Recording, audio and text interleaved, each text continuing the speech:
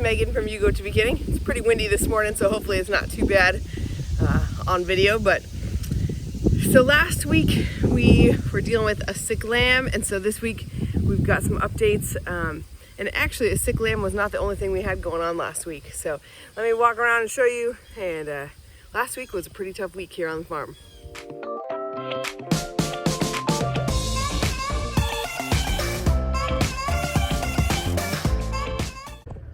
Alrighty, well, we are on the way to the vet. Our little lamb chop still hasn't gotten any better, but he hasn't gotten any worse either. So we have him, and his brother Lambert has actually been starting to limp. So we have lambs in the car, and we are headed to the vet. So we will keep you guys posted, and hopefully we can get some good news.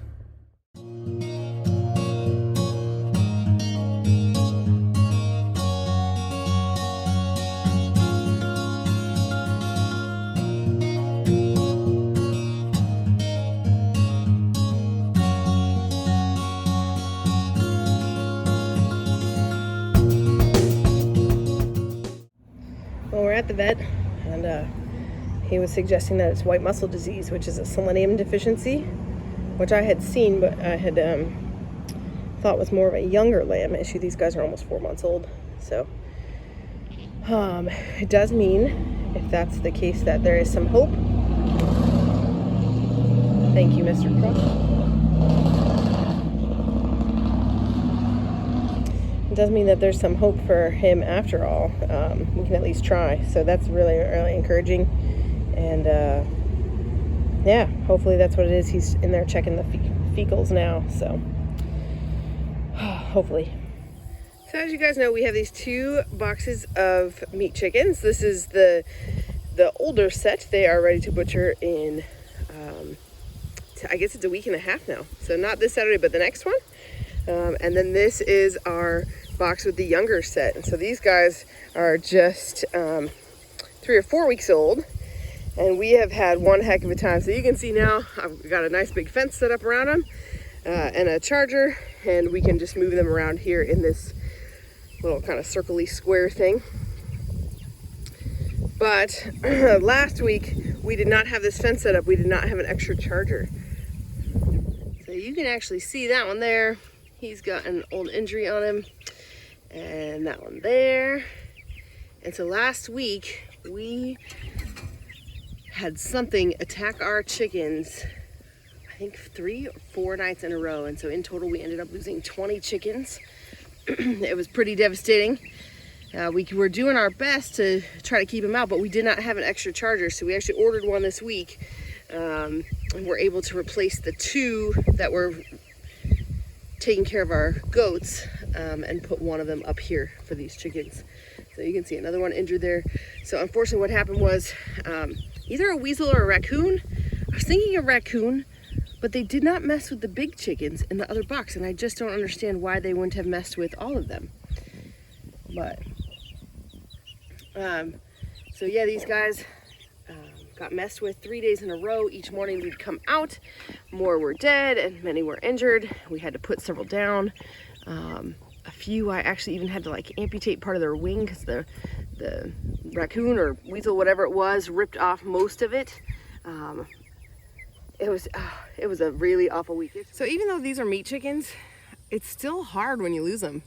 You know, we want to be good stewards of our animals and take the best care of them we can. And so losing some to a predator, especially several nights in a row, when we're trying to stop them, we covered all the chicken wire with hardware cloth, but there was still a tiny gap, and of course the chicken sat right in front of that gap, so whatever got them was still able to reach them. We put the electric net up even though we didn't have a charger, and that didn't deter it at all. And then we finally were able to get an extra charger, and that has helped. So I'm so thankful for that. But man, it's tough to lose them, and it's tough on the boys. They were the ones that helped me, and man, it's just not fun. But it is cool to see how God orchestrates the little things. So the first day, 2 chickens were killed and several were injured. Probably 6 to 8 of them were injured, including, one with a mangled foot, and a couple with some mangled wings. And so the boys were upset and didn't want to try to catch them. which I don't blame them at all. I was upset.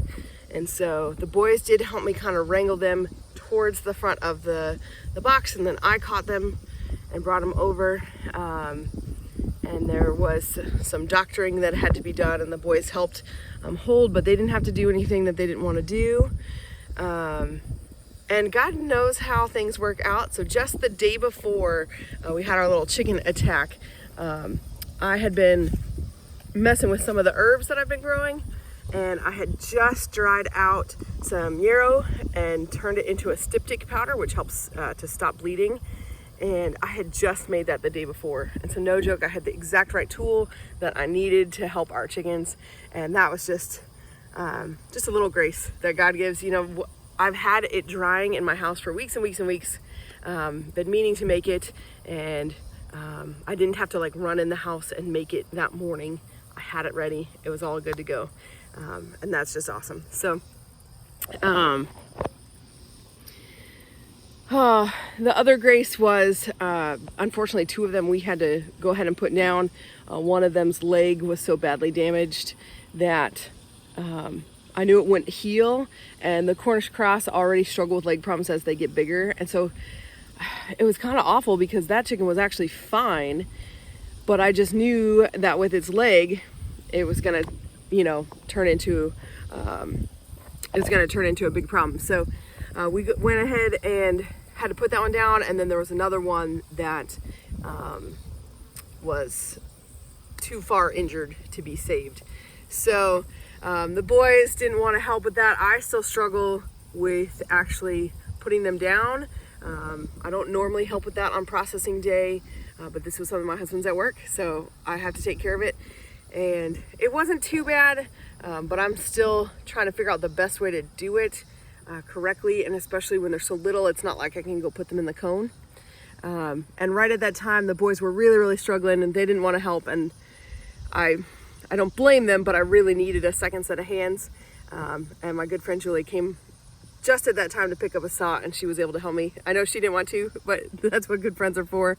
And so she helped give me an extra hand, and the boys didn't have to do that. So it's been a tough week, but we have finally got the predator under control. And I do want to take you up and see the lamb. Not much of a change, but he's still gone. So let's go up there and we'll talk about Lamb Chop, our little lamb. All right, so here's our little guy. You can see he's still eating. Sean here is constantly getting in my way, and that's okay. I mean, that's his job. So stay away from it. He is eating. So we took him to the vet. And white muscle disease was a diagnosis, and I said that it was a selenium deficiency, but actually it's more of a vitamin E deficiency. So the vet gave him a shot of Bosi, which is selenium and vitamin E, and then I have been giving him some other vitamin E supplements, and he seems to be using his back legs a little bit more. He's actually got them under him right now, which is a little weird, but at least he's straight up and down. Hi, buddy. Could you stop rubbing on the shelter? So I mean, he's still going. Sean's trying to headbutt me. I know, he's trouble. Just come in here. Ugh. Sean is pushing on me. But this little guy, I mean, he's still eating and drinking. And we're trying to do the best we can. We have continued to give him a chance, and we have decided not to put him down yet because it is a vitamin deficiency. The vet said there was hope. But man, I don't know if he can go this many days without using his back legs and not have lost a lot of the muscle tone. But I've been giving him a vitamin E supplement. And he's still eating some green grasses.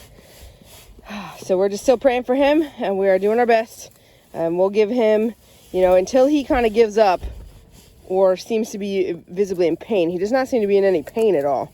Then we'll keep giving him a chance.